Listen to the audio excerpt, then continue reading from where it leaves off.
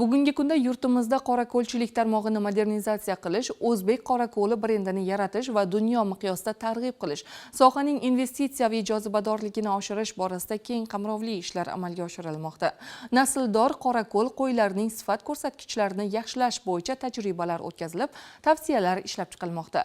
Shu asosda Qumqo'rg'on tumanida O'zbekiston qorako'lchilik va cho'l ekologiyasi ilmiy tadqiqot instituti va Surxondaryo viloyati qorako'lchilik uyushmasi hamkorligida qorako'l qo'ylarining qumsimon turiga asos solindi.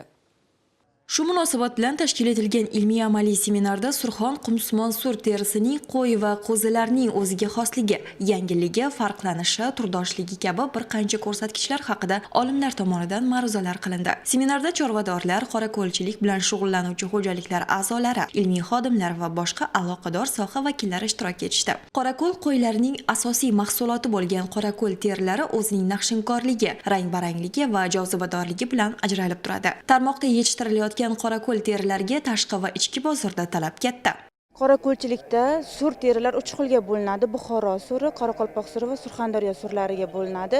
Bundan tashqari ham qora, ko'k rang-barangliklari mavjud, lekin mana shu sur terilar faqat O'zbekistonda bor.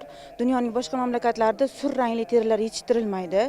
Sur terilar o'zining rang-barangligi jihatidan boshqa terilardan ajralib turadi. Shuning uchun ham boshqa terilarga nisbatan anchayin qimmat yuradi bu terilar. Agarda bu terilarni tashqi bozorga, eksportga yo'naltirilsa, narxi nisbatan qimmatligi, xaridorlarni o'ziga jalb qilishi tomonidan katta ahamiyat kasb etadi va yuqori iqtisodiy daromad keltirishi mumkin. Agar jahon bozoriga chiqsa, talab albatta yuqori bu terilarga. Hozirgi kunda mana shu zavod tipi tasdiqlanish arafasida. Agarda tasdiqlansa, albatta bu zavod tipidagi mana shu qumsimon rang-barangdagi qo'zilar ko'paytiriladi va qorako'lchilik bilan shug'ullanuvchi barcha MCHlarga, klasterlarga tarqatiladi. Junni qayta ishlash, terini qayta ishlash va tayyor mahsulotlar ishlab chiqarish ham kengaydi. Bugungi kunda respublikamizda mana shu bo'yicha shug'ullanadigan maxsus klasterlar tashkil etildi va ular bugun mahsulot ishlab chiqaryapti va o'sha ishlab chiqarilayotgan mahsulotlar jahon talabi darajasida. Surxondaryo sur qorako'l zotli qo'ylar genetikasi va genofondini yaxshilash bo'yicha ishlar davom etmoqda. Asosiysi ushbu eksportbop yangi turdagi terilarni yetishtirish hajmini oshirish ko'zlanmoqda.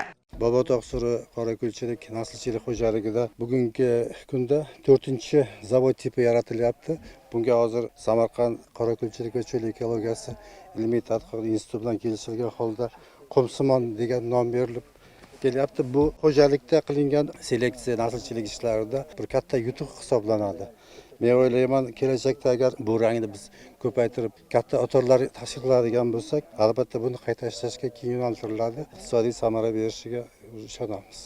Surxon vohasi qorako'l qo'ylari yaratilgan zaminlardan biri hisoblanadi. Ma'lumot o'rnida keltirsak, dunyo bozorida eng qimmatli rang Surxondaryo sur rang qorako'l terilari sanaladi. Ular platina, qahrabo va tillarang tuslarni o'zida uyg'unlashtirgan. Chorvachilikning serdaromad bu tarmog'ini rivojlantirish, sohaning dunyo miqyosidagi ahamiyatini yanada oshirish dolzarb masalalardan biriga aylangan.